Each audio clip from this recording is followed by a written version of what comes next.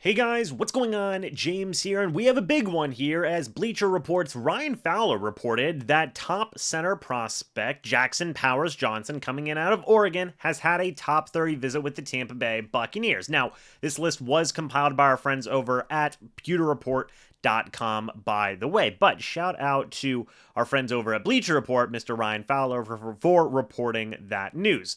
This is the big one, right? Jackson Powers Johnson. I've got Jonathan Brooks up here right now, but I don't have to tell you guys how good Jackson Powers Johnson is. We've talked about him a lot on this channel recently. I mean, a whole lot. He is the top prospect in Bucs fans' eyes, just for what he brings as an interior offensive lineman, number one, but specifically a center, number two, coming into the NFL level. 6'3", 328 pounds. The man had 30 reps on the bench press at the NFL Combine.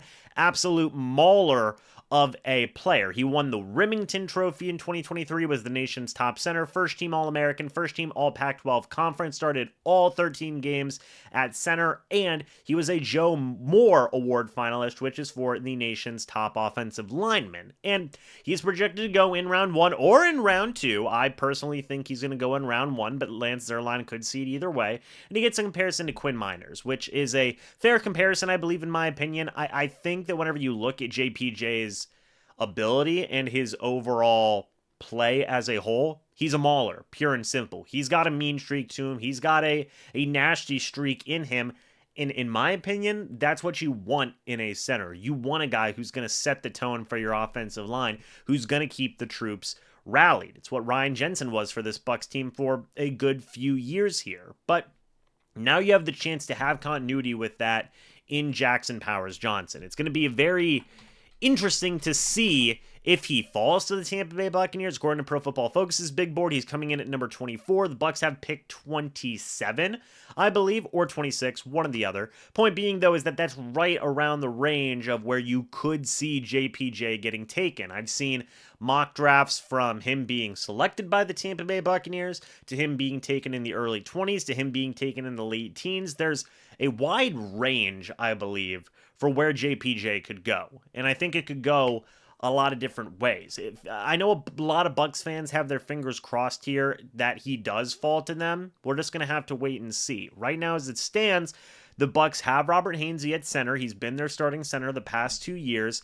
Guard is a more, let's say, pressing need, because your starting left guard in Aaron Stinney, he's gone. Your former starting left guard in Matt Filer, he's gone as well. Nick Leverett, your other guard that you had, who had starting time at left guard, he is also gone. So there are definitely, lack of familiarity present there with the Bucs left guard position. Yes, you did bring in Sua Opeta. Yes, you did bring in Ben Bredeson, but you still definitely could have some guys compete there, be it JPJ if you do want to put him at guard and keep Robert Hainsey at center, or if you do have JPJ at center, move Robert Hainsey over to guard. It's what they were initially going to do before Ryan Jensen went down with that knee injury that unfortunately eventually ended his career. So you can revisit that experiment, and I don't think that is a 100% crazy thing. In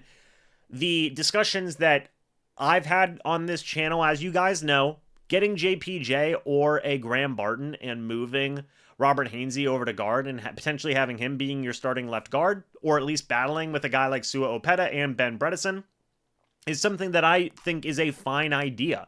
I think that you could certainly have worse offensive lines in the NFL, and if you had a starting five of, let's say, Tristan Wirfs at left tackle, Robert Hainsey, Sua Opeta, or Ben Bredeson at left guard, Jackson Powers Johnson at center, right guard, you have got Cody Mock, and at right tackle, you've got Luke Gedeke, I really wouldn't be mad at that offensive line. I would feel very optimistic because, number one, it's a very young offensive line.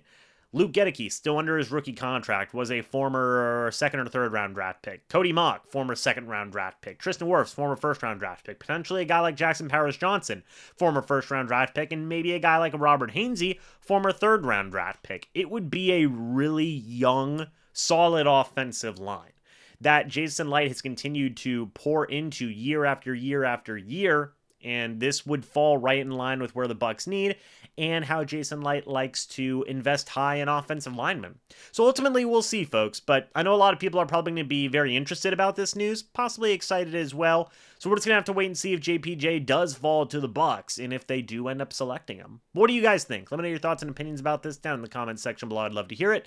Thank you guys so much for watching this video. Hope you all enjoyed. And as always, guys, I'll see you all in the next video or the next live stream. But until then, and as always, guys, goodbye for now. And go Bucs.